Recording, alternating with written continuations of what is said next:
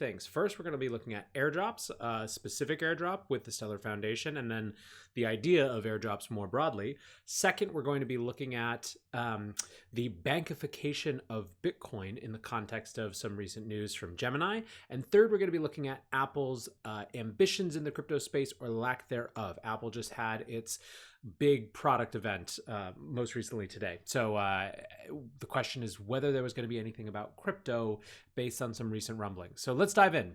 First, we're going to talk about airdrop. So the Stellar Foundation is set to airdrop something like $120 million worth of XLM tokens to users of the chat app Keybase. Keybase is not a native crypto app. It's sort of a privacy encryption focused chat app competing with Slack and WhatsApp and Telegram and everything else. Basically the Stellar Foundation is going to be airdropping a big chunk of their token over the course of the next 20 months. Users of Keybase are able to get up to $500 worth of XLM. And this is not the first time that Stellar has done this before. So Stellar partnered with blockchain, the blockchain wallet, or specifically, and airdropped 125 million worth of XLM on that set of users. They've worked with Coinbase's Earn, blah, blah, blah, blah, blah. And so for Stellar, obviously, the idea here is to get their token in the hands of a network of users, right? In a lot of ways, airdrops in this context almost become a different form of advertising, where instead of paying a third-party advertiser, you're giving the money that you would have spent directly on or on that advertising directly to the end users whose attention you're hoping to grab. And in that sense, it really is about attention, right? You are buying someone to look over at your thing for a minute and seeing what they'll do. Now, an airdrop of this size and scope obviously brings up the question of the utility of, the efficacy of airdrops in general, right? So yesterday, after this news, Jameson Lopp said, why are crypto airdrops still a thing? Has there been any research or evidence that giving people free tokens actually results in a non-negligible number of recipients becoming long-term adopters? Gabor piled on. He said, my question regarding airdrops, how is it permissible okay to dilute shareholder or utility token value without the permission of everyone in the network? In my view, airdrop dilution would almost never happen in a truly decentralized permissionless network. Basically saying that, if holders have X and then a whole bunch more get distributed, it's likely to, it expands the supply, so it increases or decreases the price. That's his estimation. So I kind of asked the same question as well, a little bit less cynically, but I do think that it's interesting to really think about, right? So if you go back and look at just how airdrops have played out in this space, they have kind of an interesting history, right? So theoretically, they were designed in the same way that ICOs were designed to seed and kickstart a network of users to do something, right? And this is the conceit or the concept of utility tokens, where tokens give some number of people access to participate in the network in a certain way. The idea of an airdrop or an ICO even was to get that or to get those tokens in people's hands who could actually do that. Practically speaking, they just became free money distribution, right? They were just a way for people to, get a little bit of money or in the form of these tokens that maybe they could exchange really quickly and kind of come away with profit, right? So they were just free money. And I think that these two different sides have obviously really different impact, right? Like the idea of getting people to participate in something is one thing. Free money is kind of just that. It's just free money. And it's hard to see really strong patterns of where that sort of free money distribution has actually had people come into that network and be really interested and excited. So, but that's what I was asking, and I got a few interesting responses. So John Lister here said, many people actually gave out Bitcoin for free in the early days. There were faucets, airdrops at events and meetups. Imagine it would be a small percentage of total supply. This actually reminded me of a story of Coinbase back when they were going through Y Combinator in 2012, gave away tokens for basically they put one Bitcoin in each wallet of the other founders in their class. Wonder how many of those founders ever forgot and then found their wallet later. It's kind of a nice little incentive package, better than a t-shirt or something, right? But that brought up an interesting thought for me, which is that I think that idea of a third party, almost peer to peer distribution is kind of more interesting, right? Because then you have an additional layer in this, which is not just, hey, here's some free tokens, but hey, here's free tokens and here's the context of why I'm giving them to you. It almost is an excuse to pull people into the network by giving them something, but with a Sherpa, right, with a guide. So that's kind of interesting. Now, a lot of the responses that I got were things like this from Anthony Sassano. I pretty much sold all of my airdrops that were not worth more than the gas I had to pay to move them. That brought up this conversation about how there was, in fact, at one point an app to actually the token toilet to get rid of those old airdrop tokens that were just crowding up people's wallets. So I think it's really interesting, right? I think that on the one hand, I'm intrigued by the idea of airdrops as almost as an alternative to advertising, where you actually have the ability to give the end users whose attention you want the incentive to look over in your direction, rather than a third-party intermediary like an advertiser. That seems promising and interesting to me, straight up as a replacement to advertising. On the flip side, I do think that the ability for just handing out free tokens to actually get people incentivized to participate in a network is pretty low, right? I'm pretty skeptical of it. Now, all that said, a lot of folks from Decred joined this thread and are arguing very vociferously that was a pathway in for a lot of people, and that a lot of people immediately staked their tokens, and that a lot of people then later got involved. And I don't know enough to know how true that is, but it's interesting that that's what's being reported by members of that community. So, it's interesting to watch. Like I said, anytime that someone's going to put out $120 million theoretically worth of value to people just for doing what they normally do, it's worth taking note of. But I think that the larger question to me is whether this is actually an interesting strategy, in what context, and what is the long-term future of airdrops. But with that, let's move on to number 2, the idea of Bitcoin banking. So this starts with a new product launch from Gemini. And basically, this is as CoinDesk described it, an institutional grade crypto custody solution. And the big thing that people were excited about or making note of is that effectively customers would be able to trade without taking their tokens out of cold storage, right? So as they say, a platform which would enable clients to trade assets instantly by offering them credits. So basically the tokens of the 18 tokens or something that they offer now, which includes REP tokens, basic attention tokens, DAI, Maker, Mana tokens from Decentraland, Engine, Flexicoin, Bitcoin Cash, Ether, like all those that you would expect. People who want to trade them but leave them in storage can through this kind of credit system. So the interesting comment that I thought came from Bitcoin Birch. He said, Gemini offering custody that allows users to trade instantly based on their cold storage or offline balances. I can almost guarantee you'll see this from Binance, Kraken, Bitrex within a year. It's great for security of funds, but kind of just sounds like a bank, to be honest. And then other people pointed out that this isn't new. Other people have been doing this for a while, that it's kind of becoming a part of the custody solution set. Now, for me, the interesting thing, and this is kind of what I retweeted, was this idea of the bankification of Bitcoin, the bankification of crypto.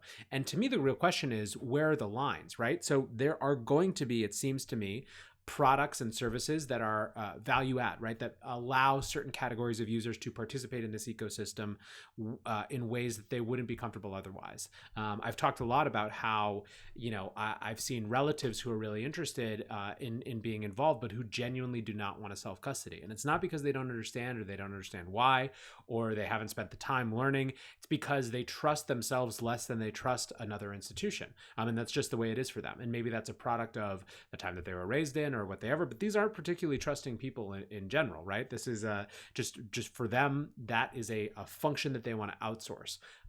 And I believe that that's going to be a necessary part of bringing some new set of people involved. However, there's a lot of space between things like third-party custody solutions and the full kind of leverage set of products that banks offer now. And already we're seeing lots of different banking style products, right, that are happening in this space.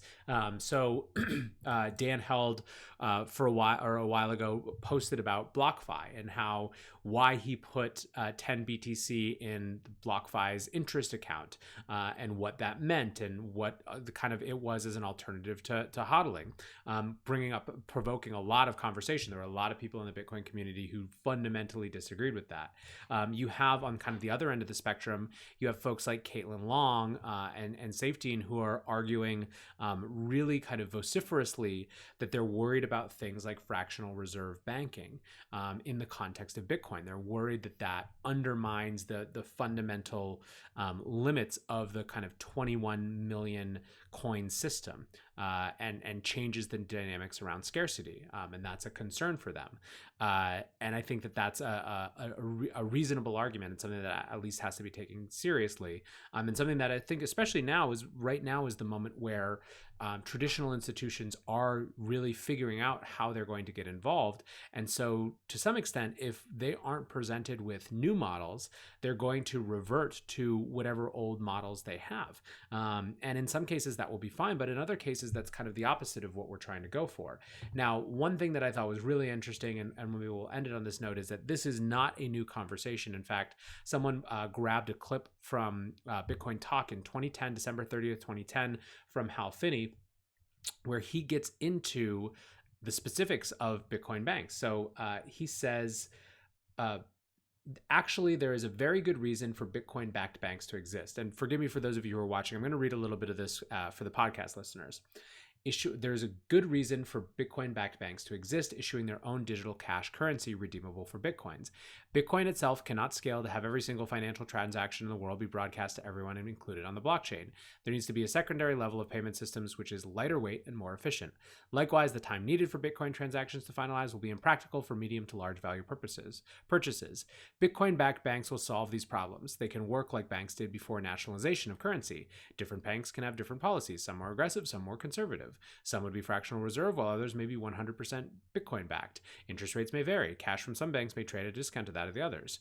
And so I believe this will be the ultimate fate of Bitcoin, he goes on, to be the high-powered money that serves as a reserve currency for banks that issue their own digital cash. Most Bitcoin transactions will occur between banks to settle net transfers. Bitcoin transactions by private individuals will be as rare as Bitcoin-backed base purchases are today. So this is 2010. This is the earliest days of Bitcoin. There's, in fact, Hal's opinion himself may have changed around this. I haven't dug in to see what else he wrote about this.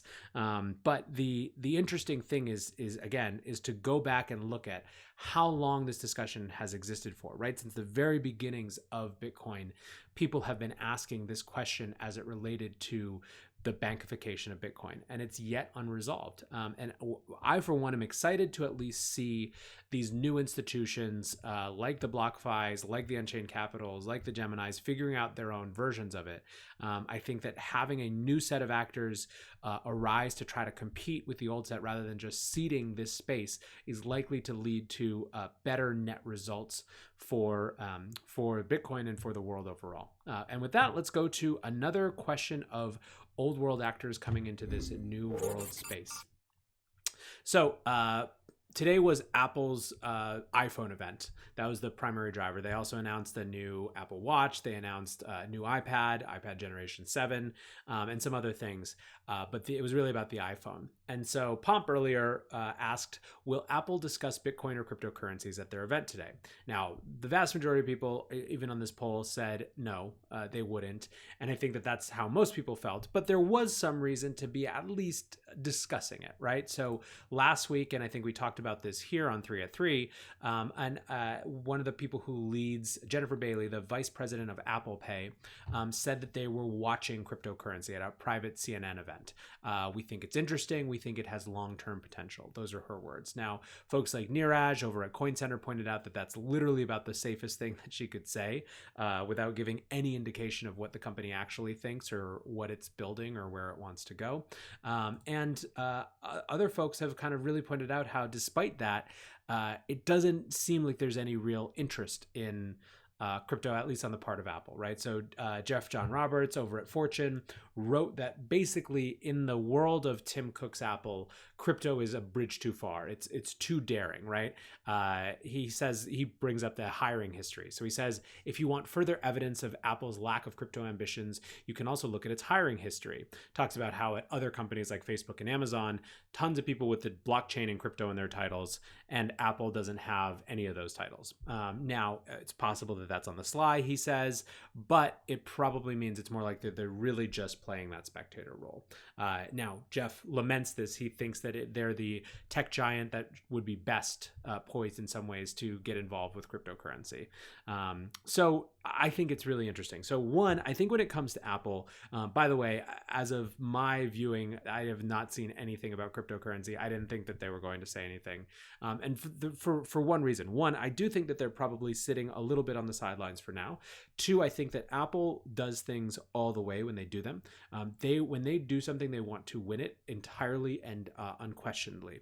And so I can't see them jumping into this space without more evidence of exactly what they want to take on. It feels very unlikely to me that they want to launch Apple Coin as a cryptocurrency for themselves. I think it's much more likely that they do something in the hardware space eventually, and that they look at it in the context of their broader positioning as the company in big tech that actually cares about your privacy and your security, right? Because Apple makes hardware that you pay a huge amount for, it has the privilege from a business model perspective to actually care about your privacy as a user and to not have to sell third-party data and to make different types of decisions about just how it interacts with its users. And it has started very clearly to use that as a leverage point from a marketing standpoint relative to companies like Facebook, who in their estimation just simply don't care about user privacy. And again, this comes from the privilege of their business model, but it's still a thing. It would not surprise me if Apple's 5 to 10 year plans see a potential convergence between that positioning and that set of opportunities around personal privacy and things like cryptocurrency. Maybe it's a wallet, maybe it's a dedicated phone, like like we're seeing start to come up from companies like Huobi, but they're certainly not going to dive into that at this stage, I don't believe. But I do think it's an interesting question to ask, if for no other reason than we've seen this summer with the launch of Libra, just how big a deal it can be for a giant tech company like a Facebook, like an Apple, to dive into this space, right? Libra and its billions of users have set off a starting gun for governments around the world to really, truly, genuinely figure out just what the hell they're going to do as it relates to crypto. And I think it's dramatically ratcheted up the nature of the conversation around digital currencies around the world and around the conversation about just the future of money. I think that Apple getting involved would have a similar effect. But I do want to leave you with this kind of fun pondering.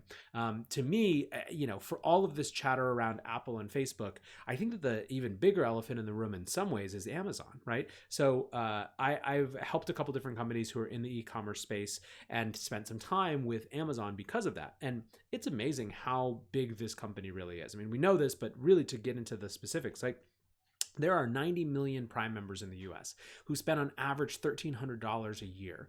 The non-Prime members, I think, spend on average something like $700 a year. That's a huge amount of money that is pretty consistent. It's pretty predictable. People have come to trust the brand. It's incredibly convenient. I think that it plays into the mega trend of as people leave cities and go into different places, Amazon becomes even more important. I can certainly tell you, having moved from San Francisco to 2 hours outside of New York in the Hudson Valley, that Amazon just is the grocery store now. It's the mall. It's basically everything. And so, to some extent, it feels to me like if there was ever a recipe for a company that wanted to pull off a payment token that was their own and natively, it would be with Amazon. And I don't think that there's no evidence that this would be successful. I think for a long time, and maybe still now, Starbucks mobile app was the biggest mobile money app in the US, right? I think the average user has a balance of something like $25 or $30 on that, which basically means we are lending a huge amount of billions of dollars to Starbucks for free, because it's just money that sits on those cards and gets used, but a lot of it doesn't get used. So I don't know. I think it's interesting. I think it's always surprising to me that we don't talk more about Amazon and its crypto ambitions, but What it will be is yet to come. So anyways, just a fun little one to end today. That's all from me. Hope you're having a good start of your week, and I will see you tomorrow. Peace, guys.